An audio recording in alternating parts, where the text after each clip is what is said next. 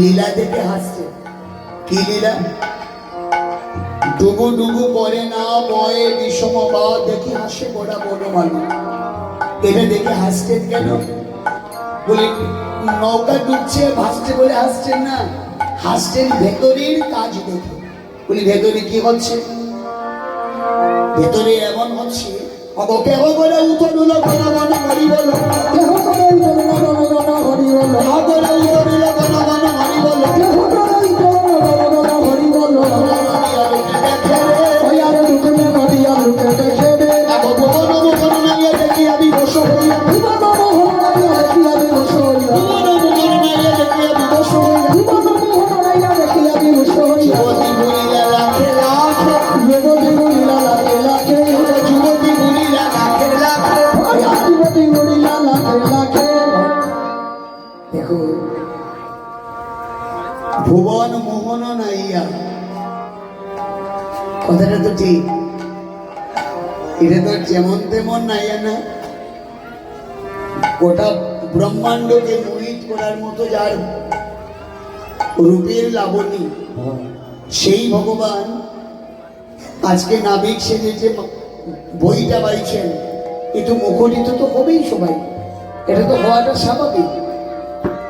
কিন্তু বিষয়টা হলো জানে চট করে নেমে গেল, বলে মহাপ্রভু তোমার নৌকা তুমি বাও, আমরা চললাম। বিশ্বাস নাই। আর যারা সাঁতার জানে না, এবার তারা কি করবে? তারা দেখা দেখি তারাও নামলো, কেউ হয়তো ডুবে মরলো, কেউ হয়তো সাঁতরে বেরোলো। নৌকায় পড়ে রইলেন বৈষ্ণব পদকর্তা। বৈষ্ণব পদকর্তা ভাব দিচ্ছেন, হে কলে হত জীব, সব থেকে বড় হলো বিশ্বাস। যার বিশ্বাস নাই ভগবান কখনো কোনোদিন তার কাছে যায় না। আমরা বিশ্বাস নাই বলে ভগবানকে পেয়েও পাই না। আপনারা বললে বিশ্বাস করবেন না, রাজস্থানে এক মহিলা প্রতিদিন ঘুম থেকে উঠে, এখন 15-20টা বাড়ির মালিক, তো অভাব নাই এদের, কোটি কোটি টাকার সম্পত্তি, অনেকগুলো গাড়ি, একটা দুইটা গাড়ি না, অনেকগুলো গাড়ি, দামি দামি বড় বড় গাড়ি, ছেলে মেয়ে নাতি নাতি এরা চলায়। মহিলা প্রতিদিন ব্রহ্ম মুহূর্তে উঠে স্নান করে, প্রতিদিন পায়ে হেঁটে 11 কিলোমিটার জায়গা যান, শুধুমাত্র একটা মন্দিরকে পরিক্রমা করে, পরিষ্কার করে, পরিক্রমা করে আবার ঘুরে আসা। প্রতিদিন ব্রহ্ম মুহূর্তে উঠে হেঁটে যান। এখন এটা কি? এটাই হলো সেবা, এটা বিশ্বাস যে ভগবান একদিন না একদিন তো কৃপা করবে। বিশ্বাসটাই যদি আমাদের না থাকে, কিসের উপর নির্ভর করে আমরা ভগবানকে পাবো? কিসের উপর নির্ভর করে আমরা ভগবানকে পাবো? কে দেবে আমাদেরকে ভগবান? ভগবান কি চোখে দেখার জিনিস আর পাওয়ার জিনিস না। ভগবান অনুভূতির ব্যাপার। যাদের অনুভূতি প্রবল তারা ভগবান পাবে, যাদের অনুভূতি প্রবল নয় তারা ভগবান পাবে না। বলি অনেকে দেখবেন আপনাদেরকে প্রশ্ন করতে পারে, আমাদেরকে জিজ্ঞেস করতে পারে, তুমি কি ভগবান দেখেছ?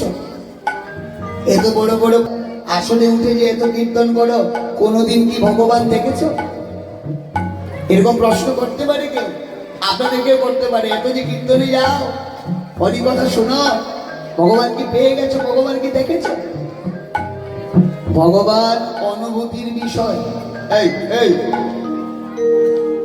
বাঁশি রেখে দিয়ে এইদিকে দেখ, এই সামনে, এখানে আছে। আমরা কি দিয়ে দেখি রে? চোখ দিয়ে। একটু দেখতো তাকিয়ে কালাচাঁদ মন্দিরটা দেখা যাচ্ছে কিনা, দেখা যাচ্ছে তাই না? ওই গেটটা দেখা যাচ্ছে কিনা,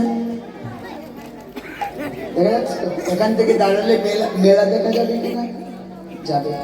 ওই যে দোকানপাট দেখা যাচ্ছে কিনা, ওই দেখ দোকানপাট দাঁড়া, এখন দেখতো দেখা যাচ্ছে কিনা, দোকান দেখা যাচ্ছে তাই না, আলো দেখা যাচ্ছে। তো কি দিয়ে দেখছিস? হ্যাঁ, এত দূরের জিনিস দেখছিস কি করে? এত দূরের জিনিস চোখ দিয়ে দেখছিস, কিন্তু দেখতো এই চোখের কত কাছে তোর নাক, দেখতো দেখতে পারিস কিনা তোর নাককে? চোখের কত কাছে তোর কপাল, দেখতো কপাল দেখা যায় কিনা? চোখের কাছে কত কাছে কান, 4 আঙ্গুল দূরে কান দেখা যাচ্ছে? জীব শিক্ষা দিলেন ভগবান হচ্ছেন অনুভূতির ব্যাপার, কাছে থাকলে যে তুমি দেখবে তা নয়, হৃদয়ের ধনকে এইভাবে দেখা যায় না, চোখ বন্ধ করলে অনুভব হয়। যেদিন অনুভব হতে হতে হৃদয় মন্দিরে চোখ বন্ধ করে দেখতে পারবো দাঁড়িয়ে আছে, এই দিন আর অন্য কোথাও তাকাতে হবে না, যেদিকে তাকাবো সেদিকেই দেখবো নব নটবর কিশোর দাঁড়িয়ে আছে। হৃদয় গৌর হরি গৌর। ভগবান কেমন সরল সুন্দর, ভগবান কেমন বলে অনুভূতি যার যত বেশি সুন্দর তত বেশি ভগবান তার কাছে যায়, তার থেকে দূরে সরতে পারে না ভগবান। এটা হতে করবে, এটা আমাদের করতে হবে, তবেই না আমরা পাবো। আজকে এটাই শিক্ষা দিচ্ছেন বৈষ্ণব পদকর্তা। থাক থাক, ঠিক আছে, এখন ঠিক আছে, হরে কৃষ্ণ। এবার বৈষ্ণব পদকর্তা যিনি রামানন্দ দাস ভাব দিয়ে বলছি, তোমরা যে সবাই বিশ্বাস ছেড়ে দিয়ে নৌকা থেকে নেমে গেলে, একটা কথা তো তোমরা জানো না। বলি কি কথা? বলি ডুবে না, ডুবে না, ডুবে না, ডুবে না, হরি নামের তরণে খানা ডুবে না, ডুবে না, হরি নামের তরণে খানা ডুবে না, ডুবে না, হরি নামের তরণে খানা ডুবে না, ডুবে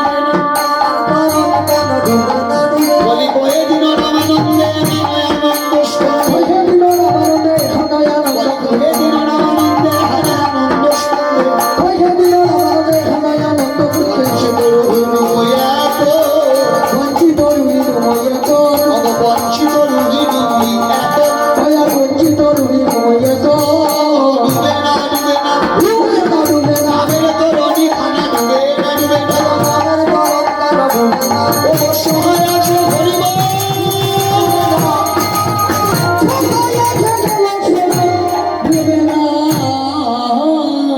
হরি নামাশ্রিত হয় সেটা কখনো কোনোদিনও ডুবে না।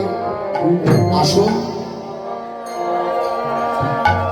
এবার আমরা বৃন্দাবনে প্রবেশ করি, যমুনার মিলন আস্বাদন করি। এই যে যমুনায় যে মিলনটা হলো, এই যমুনায় মিলনের পেছনে কারণ কি? যমুনায় যে মিলনটা হলো কেন? যমুনার বাসনা পূর্ণ করার জন্য। যেদিন একা গিয়েছিলেন, যমুনা পাদ পদ্ম জড়িয়ে ধরে গেছিলেন। বলি ঘটনাটা কখন ঘটেছিল? হয়তো আপনারা সবাই দেখেছেন বা আমরাও জানি। একটা ছবির মধ্যে দেখি, একটা ছবির মধ্যে আমরা দেখি না যে একজন ভদ্রলোক একটা বাচ্চাকে মাথায় করে নিয়ে একটা নদী বেরোচ্ছে। আস্তে গো মা, কথা বলবেন না। আমাকে একটু আগে গিয়ে আমার পরে যে গাইবে, আমার পরে তো আমার কাকু, তারপরে গাইবে গৌরব। আমি যখন এখানে আসলাম, আসার একটু আগে গৌরব আমাকে গিয়ে বলে 10,000 লোক হবে, তুমি যাও। আমাকে গিয়ে বলে তুমি তাড়াতাড়ি যাও, গিয়ে দেখো 10,000 লোক। আমি ভাবলাম আর বিলম্ব কেন করি, দৌড়ে যাই। তাড়াতাড়ি করে আসলাম। এবার দেখি 10,000 তো না কম, কিন্তু এই গুনগুন গুনগুন গুনগুন কেন চলছে? এই দেখি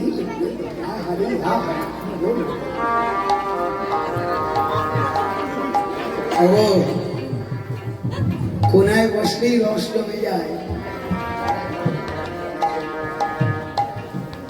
কথা বলবে না,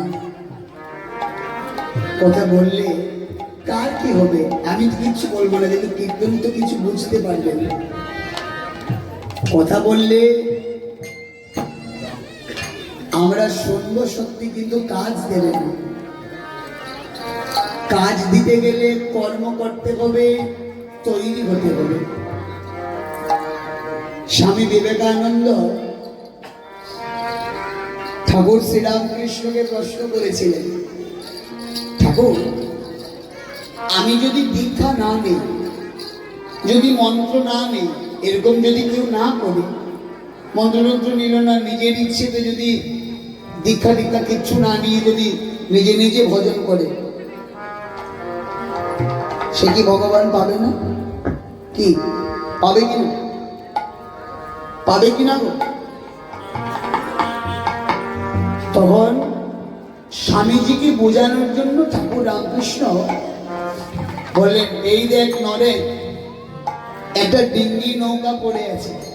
হ্যাঁ ঠাকুর, অনরে, এই নৌকাটা বেলুড়ঘাটে গিয়ে পৌঁছতে কতক্ষণ লাগবে? ঠাকুর, এটা তো ডিঙ্গি, বইটা ভাই 1 ঘন্টা। ও তাই? হ্যাঁ ঠাকুর। এবার সামনেই রাখা ছিল, এই লঞ্চটা দেখিয়ে বললেন, নরেন্দ্র, এটা পৌঁছাতে কতক্ষণ? ঠাকুর, এটা তো মেশিন লাগানো, 10 মিনিটে চলে যাবে। নদীর মধ্যে ধনফন করে দৌড়াবে। এটা জল এত সমুদ্রের মধ্যে দৌড়ায়, গভীর জলে এটা ডুবে না, মেশিন লাগানো, দ্রুত গতিতে যায়। আচ্ছা নরেন, এবার এই লঞ্চের সঙ্গে যদি ডিঙ্গি নৌকাটাকে বেঁধে দিই, তাহলে কত সময় যাবে? বেশি সময় লাগবে না কম? ঠাকুর, তুমি এটাও বুঝো না, লঞ্চ যত দ্রুত গতিতে যাবে, এটা বেঁধে দিলে তো ডিঙ্গিটাও তো এত দ্রুত গতিতে যাবে।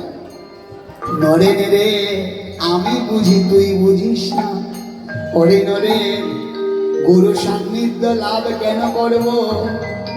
যদি গুরু কৃপা হয়ে যায়, হরি কথা শুনতে শুনতে যদি সাধু কৃপা হয়ে যায়, আর যদি সাধু তোর দিকে কৃপা নয়নে দেখে, সাধু যে দ্রুত গতিতে গিয়ে পৌঁছাবে, সাধু তার লঞ্চের সঙ্গে তোর ডিঙ্গি নৌকাকে বেঁধে দিয়ে যাবে। নিতাই গৌর হরি বল। এই কারণে বারবার বলা আমার, সাধু সঙ্গ, সাধু সঙ্গ শরীরে শাস্ত্রে কর, সাধু সঙ্গ লবমাত্র সর্বসিদ্ধি হয়।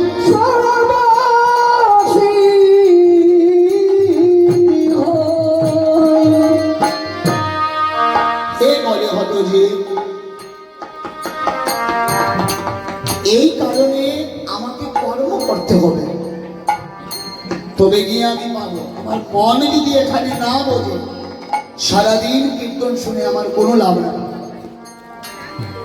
সব থেকে বড় কথা হলো মনকে ডোবানো। আসুন এবার আমরা বৃন্দাবনে যাই। তো এই যে প্রশ্নটা আমি একটু আগে বলেছিলাম, মাথায় করে যে নিয়ে যাচ্ছে, উনি কে ছিলেন?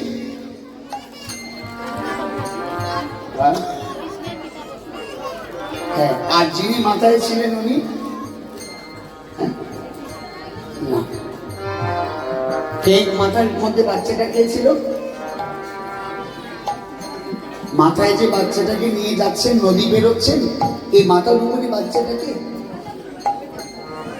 আমরা সাধারণত বলবো কৃষ্ণ। না, উনি হলেন বাসুদেব। উনি আবার কে? কৃষ্ণই তো, একজনই তো, হ্যাঁ একজনই, কিন্তু বাসুদেব হলেন চতুর্ভুজ, শঙ্খ চক্র গদা পদ্মধারী নারায়ণ। কে উনি? কে উনি? উনি বলেন শঙ্খ চক্র গদা পদ্মধারী নারায়ণ। বলি উনি কেন? কৃষ্ণ না কেন?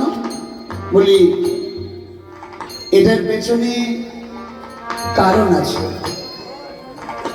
দৈব কি ভগবানকে চেয়েছিলেন, নারায়ণকে চেয়েছিলেন, শ্রী বিষ্ণুকে চেয়েছিলেন, তাই চতুর্ভুজ হয়ে এসেছিলেন। দৈব বাণী যেই হলো, গোকুলে রেখে আসার জন্য রওনা দিলেন। যমুনায় গিয়ে যেই পড়লেন, যমুনা জড়িয়ে ধরলেন। আর যমুনা, জয় রাধে, যমুনা যেই ধরলেন,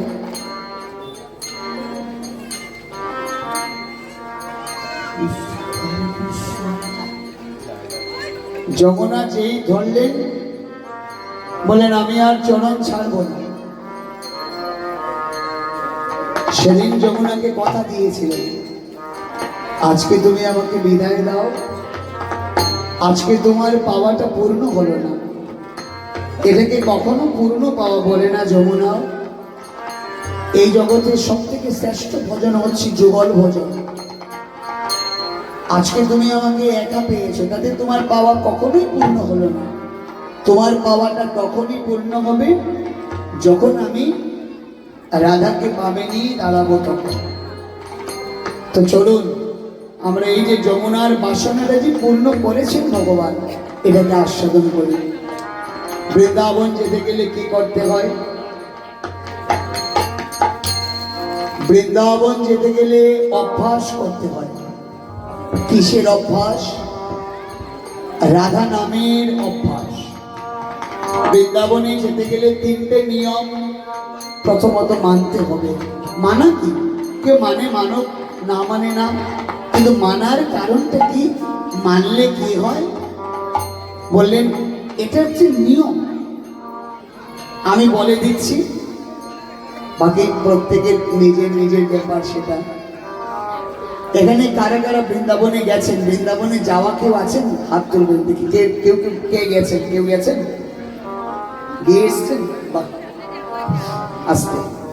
প্রথম বৃন্দাবনে গিয়ে কি করেছেন? রাধে গেইনটা একটু বাড়িয়ে কমিয়ে দিয়েছ। হ্যালো কৃষ্ণ, আপনি কমিয়েছেন, একটু গেইনটা বাড়াবেন। রাধে বৃন্দাবনে গিয়ে কি করেছেন মা? প্রথম আস্তে আস্তে আস্তে, হ্যাঁ, সর্বপ্রথম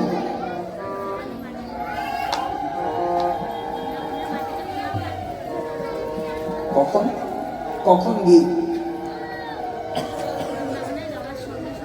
সঙ্গে সঙ্গে, বা তারপর প্রণাম করার পর তারপর কি করেছেন? মন্দিরে মন্দিরে। শুনুন, বৃন্দাবনে যাওয়ার প্রথম তিনটি নিয়ম। সর্বপ্রথম আপনি দিল্লি থেকে যান, আপনি মথুরা থেকে যান, আলিগড় থেকে যান, টুমলা থেকে যান, কোনো ব্যাপার না। আপনি যে কোনো জায়গা থেকে যান, কোনো ব্যাপার না। কিন্তু আপনার গাড়ি যখন বৃন্দাবনের সীমায় গিয়ে ঢুকবে, ঠিক তখনই গাড়ি থেকে নেমে বৃন্দাবনে ঢুকার পর অনেক জায়গায় গিয়ে না, কিন্তু বৃন্দাবনের সীমাতে গাড়ি ঢুকলেই ড্রাইভারকে বলবেন আগের থেকে যে বৃন্দাবনে ঢুকেই গাড়িটা দাঁড় করাবেন। সঙ্গে সঙ্গে গাড়ি থেকে নেমে বৃন্দাবনের পাবন ভূমির মধ্যে লুটিয়ে পড়বেন। শরীরে যদি দামি দামি জামা কাপড় থাকে, এগুলা নিয়ে লুটিয়ে পড়ে বৃন্দাবনের পাবন ভূমিকে বলবেন, হে বৃন্দাবনের পাবন ভূমি, হে ভক্ত পদরজ, গোপী পদরজ, কিঞ্চিত ধুলি দিয়ে আমাকে কৃপা করো, আমি যেন রাধারানী প্রেম প্রদায়িনী সে অপ্রাকৃত করুণা বাড়ি যেন পেতে পারি। প্রথমে বৃন্দাবনের পাবন ভূমিকে প্রণাম, দ্বিতীয় হলো প্রণাম করে উঠে গিয়ে যমুনা স্নান। যমুনায় গিয়ে ডুব দিয়ে যমুনাকে বলবেন, যমুনা গো, না জানি তোমার তীরে তীরে কত কলিন বিহার করেছে ভগবান। হে যমুনা, না জানি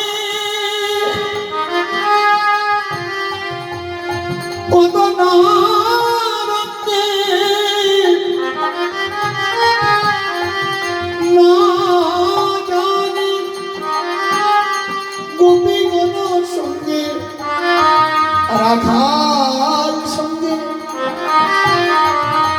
কি মধুর ভাবে তোমার ভক্তি কত না লীলা করে গেছে। এই যমুনা আমি তোমাদের ডুব দিলাম। আমার দেহের মধ্যে যদি কোনো পাপ থাকে তুমি সেটাকে স্মরণ করো, আর আমাকে কৃপা করো যেন আমার কৃষ্ণ ভক্তি হয়।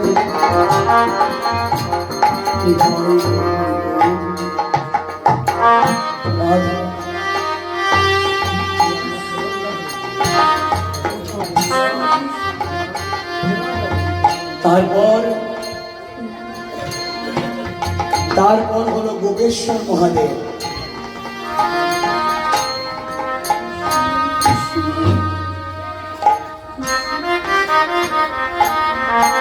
তৃতীয় হলেন গোপেশ্বর মহাদেব। গোপেশ্বর মহাদেব কেন? 3 নম্বরে শিব। বৃন্দাবনে যাবেন আর শিবের মাথায় জল দেবেন না, এটা কখনোই করবেন না। 3 নম্বরে গোপেশ্বর শিবকে স্নান করিয়ে জল দেবেন, বেল্লপত্র দেবেন, দিয়ে শিব ঠাকুরকে বলবেন, হে ভোলানাথ, তুমি যে রসমাধুরী পাওয়ার জন্য এখানে অপেক্ষা করে সাধন ভজন করে দেবাদিদেব মহাদেব অমায়েরা একটু মন দিয়ে শুনবেন, কথা বলতেও তো ভয় লাগে, তাই আজকে গোষ্ঠপালাটা পুরো গান গাইবেন। যাই হোক, দেবাদিদেব মহাদেব ছদ্মবেশে গিয়ে ললিতার কাছে দীক্ষা নিয়ে একান্তেশ্বর শিব হয়ে ব্রজে ভজন করে গোপেশ্বর শিব হয়ে মাথায় ঘোমটা দিয়ে রাস মঞ্চে ঢুকেছিলেন একটু রসমাধুরী পাওয়ার জন্য।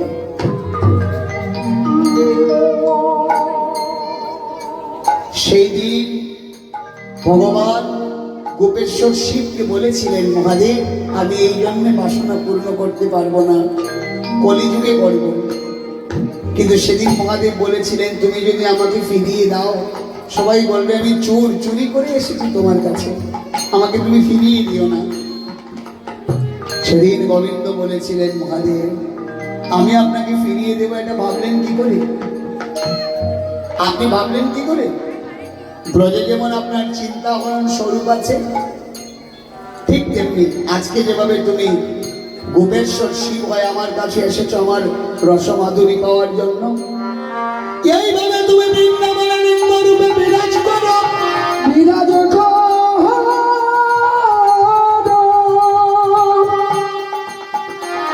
আজ থেকে তুমি গোপেশ্বর শিব হয়ে বৃন্দাবনে থাকবে। হাজার হাজার ভক্ত যখন আমার কাছে আসবে, ভোলানাথ, তোমার মাথায় বেল্লপত্র জল না দিয়ে কেউ আমার কাছে আসবে না। আর আমি কথা দিলাম, তোমার মতো পরম বৈষ্ণবকে দর্শন করে যে আমার কাছে আসবে, সে যদি অনেক দূরে দাঁড়িয়ে থাকে, আমি তাকে দেখা দেব। মায়েরা, বাবারা, আমি একটা কুকুর মাত্র। আমার এই কথাগুলো আপনারা মনে নিয়ে ব্রজে গিয়ে পরীক্ষা করে বাড়ি এসে আমাকে বলবেন যে, গোসাই, যা বলেছিলে করে এসছি। প্রথম পাবন ভূমিকে প্রণাম, 2 নম্বর যমুনা স্নান, আর তৃতীয় হচ্ছে গোপেশ্বর শিবকে জল দেওয়া, বেল্লপত্র দেওয়া, ফুল দেওয়া, দিয়ে আপনি রাধা বল্লভে যান, রাধা রমণে যান, বাকেবিহারীতে যান, গিরিধারীতে যান, গোবর্ধনে যান, মৃদুবনে যান, আপনি যেখানে যাবেন, আপনি সেখানে গেলে দর্শনটাই আপনার অন্যরকম হবে। এটাই হলো বৃন্দাবনের পাবন ভূমি। আজও সেখানে নিত্য লীলা চলছে, এখনো বৃন্দাবনে নিত্য লীলা চলছে। আমরা গান গাই না, আজও সে বৃন্দাবনে